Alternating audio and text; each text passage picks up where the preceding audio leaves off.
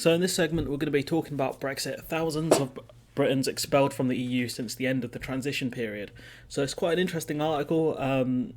It's really weird because I thought a lot of things before I read it, and I was my mind was changed. So, more than 2,250 British citizens were ordered to leave EU member states between the end of the Brexit transition period and September last year, according to figures from the Bloc's statistical office. So, I thought that number would be far higher, but we have read that a lot of people left of their own accord rather than be deported. We covered many such examples in Spain. Perhaps some of these people were told if they do not leave by a specific date, they would be deported, so they would not appear in the deportation figures because they may have left of their own accord.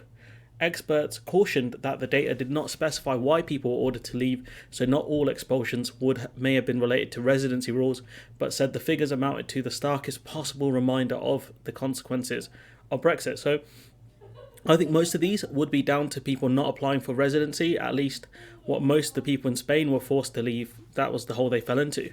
We have heard of cases in Scandinavia where people faced deportation because they handed in their residency paperwork beyond the deadline.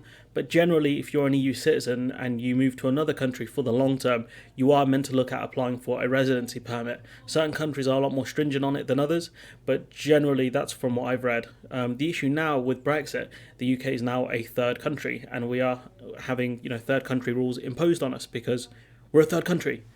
In this case, it's EU rules around UK nationals that can stay 90 out of 180 days in the EU. So that's part of the Trade and Cooperation Agreement, I believe, which means the holidays, which means you generally taking holidays, which means you can't stay really more than 3 months in and around a 6-month window. Some rough maths somewhere around there. The Eurostat data, first reported by the local, showed striking variations between EU member states, with Sweden accounting for nearly half, so 1,050 of all British citizens ordered to leave over the period, and the Netherlands almost a third. The Netherlands one isn't that surprising. Sweden is kind of surprising. I'm surprised there's so many Brits in Sweden.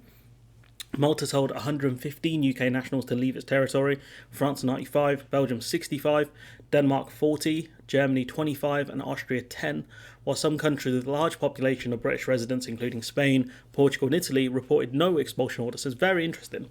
Sweden and the Netherlands had particularly strict registration requirements, processes for even EU nationals, while Spain is known to have asked some UK nationals to leave but has seemingly not reported it, because if you ask someone to leave and say, look, you face potential deportation, and they leave, you haven't actually deported them. It looks like a case of some countries saying you should look at leaving due to residency rules, and others saying time's up, dog, which shows how much autonomy the EU member states have with this.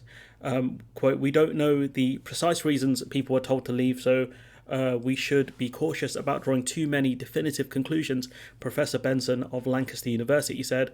And he also goes on to say, but this is the starkest possible reminder that 26 EU states, all bar Ireland, can exercise national immigration controls on UK citizens, and many are doing so, and that's a consequence of Britain leaving the EU, end quote. Under the terms of the withdrawal agreement, UK citizens who were legally resident in one of the EU's 27 member states at the end of the transition period on the 31st of December 2020 were eligible for permanent residence, protecting their basic rights. But as long as you're a resident of that country, you're registered as a resident of that country, you have your permit and everything, they should have been fine and had their basic rights protected. The issue is that some people applied too late or didn't know they had to apply for residency. The other issue is that some of these people worked in countries like Spain in years gone by without declaring it to avoid tax. So when asked if they can pass the levels of income they need, and Spain's very low, to live in Spain, they couldn't just declare they made X amount in years gone by because the Spanish taxman would be after them. I don't know if the Spanish taxman is as aggressive as the IRS, but yeah. I think the final group would be retirees who may not make enough income or may have other issues which stops their residency. I think it's to do with private healthcare. 14 countries, including Spain, Germany, Portugal and Italy, opted for systems automatically conferring a new Brexit resident status on legally resident Britons with no risk of losing rights if any administrative deadline is missed.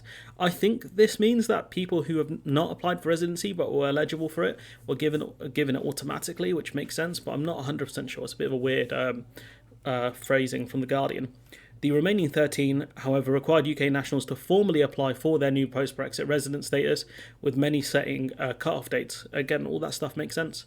Again, it was up to these countries. Maybe they had some hidden sovereignty that British people learned about firsthand, that they actually did have control over their immigration, especially over from third country immigration.